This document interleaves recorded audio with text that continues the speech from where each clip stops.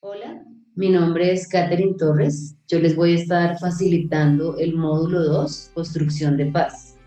El objetivo de este módulo es aumentar la conciencia de las participantes sobre la importancia de la inmersión en la construcción de la paz, tanto para abordar conflictos personales, relacionales y sociales e incluso culturales y estructurales.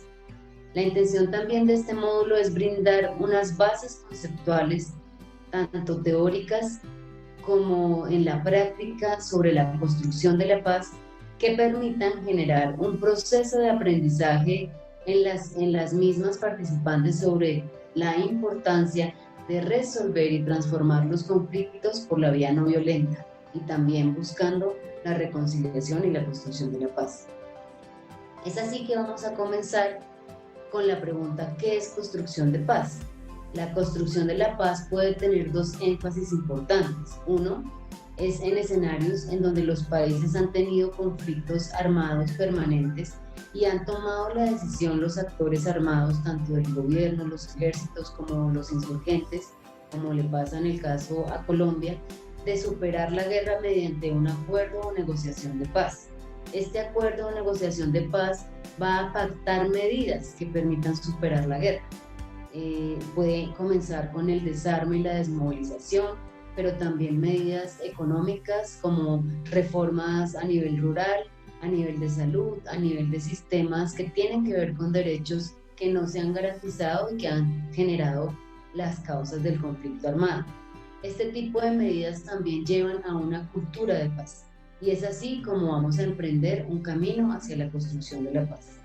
Igualmente, la segunda componente de esta construcción de la paz tiene que ver con eh, países que no tienen conflicto armado, pero que mantienen políticas y una organización de sus sociedades a partir de prevenir los conflictos para construir paz desde la promoción de una cultura de paz, desde el acceso a la justicia y desde la garantía de derechos. También es importante, como lo vemos desarrollando en este módulo, la distinción entre conflicto y violencia. Nos preguntamos qué es conflicto. ¿Es lo mismo conflicto que violencia? Muchas veces abordamos los dos términos de manera indiscriminada, y son dos términos que, aunque tienen relación, nos van a llevar a profundizar que cuando nosotros estamos a puertas de un conflicto, ya sea personal, social, relacional, en nuestra comunidad, en nuestra cotidianidad o en nuestros ámbitos laborales, políticos o de incidencia, podemos tomar distintas vías. Tenemos dos vías: o lo elegimos por la vía de la violencia o lo elegimos por la vía de la no violencia. Es allí donde podemos tener herramientas como el diálogo. Luego vamos a mirar lo que significan las causas y los aspectos del conflicto, los distintos conflictos como ya hemos mencionado. Los conflictos no se dan de forma espontánea. Los conflictos obedecen a unas causas y unos orígenes que se van concibiendo y que se van estructurando a partir de relaciones que pueden ser injustas, relaciones que pueden afectar al ser humano, a su desarrollo y afectar a los derechos en sí. Es por eso que queremos abordar todo este componente sobre las causas y los aspectos del conflicto, que pueden ser de tipo sociales, las causas, familiares, ideológicas, religiosas, y ese tipo de causas que vemos, políticas, étnicas, son las causas que están provocando el conflicto y a las cuales vamos a tener que abordar para poderlas solucionar, resolver, transformar, para superar esa conflictividad que nos tiene en acciones de guerra o que nos tiene en conflicto armado. Hay otro tipo de fuentes que ya nuestra guía de aprendizaje nos va a venir desarrollando. ¿Cuáles son las dimensiones del conflicto? Aparte de que acabamos de ver las causas, es importante también pensar en las dimensiones. El conflicto, como cuando uno lanza una piedra al agua, tiene distintas ondas o distintas dimensiones.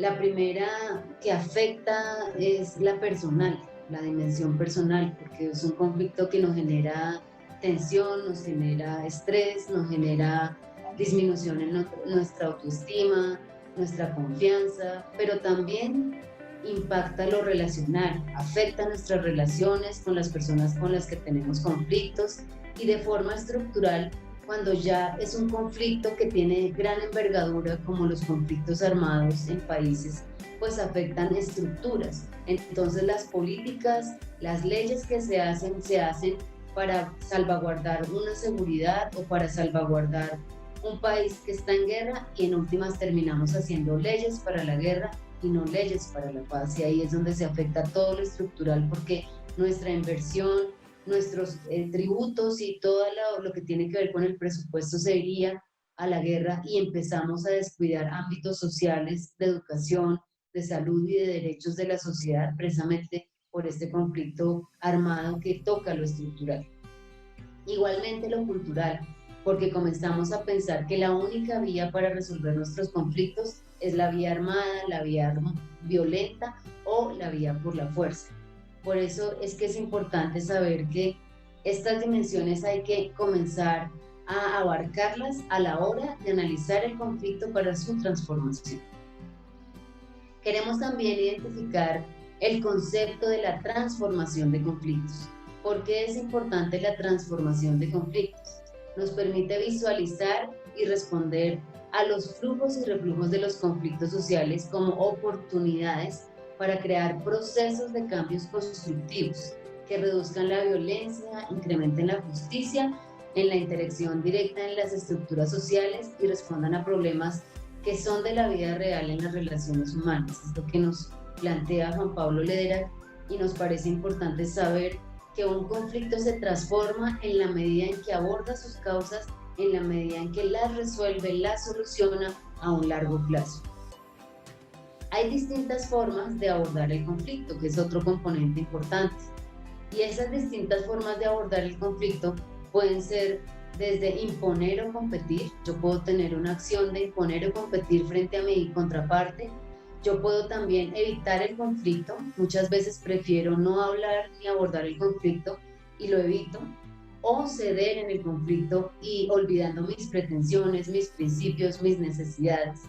O de forma colaborativa, tratando de buscar ceder de alguna manera y también no perder de vista mis necesidades, mis intereses que están puestos allí en la mesa.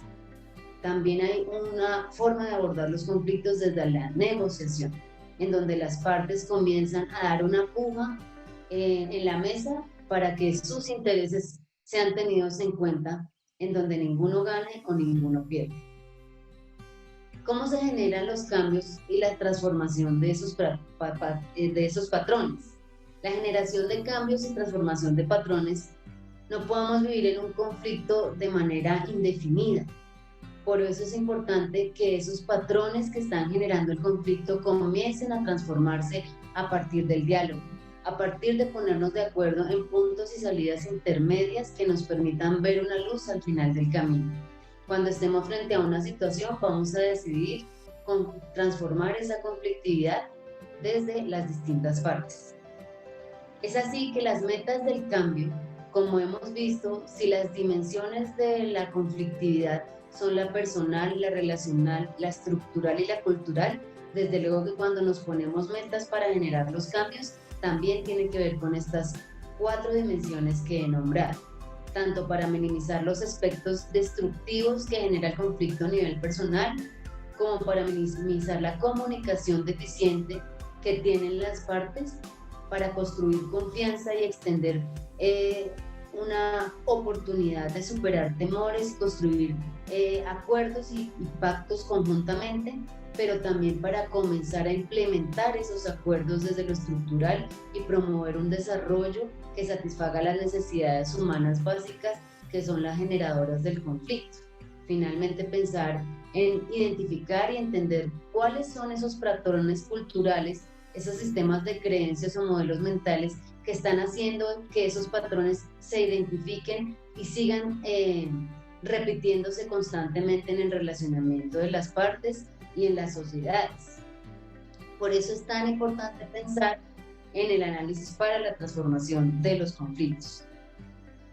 Cuando analizamos los conflictos, vemos distintas herramientas que nos permiten analizar los conflictos.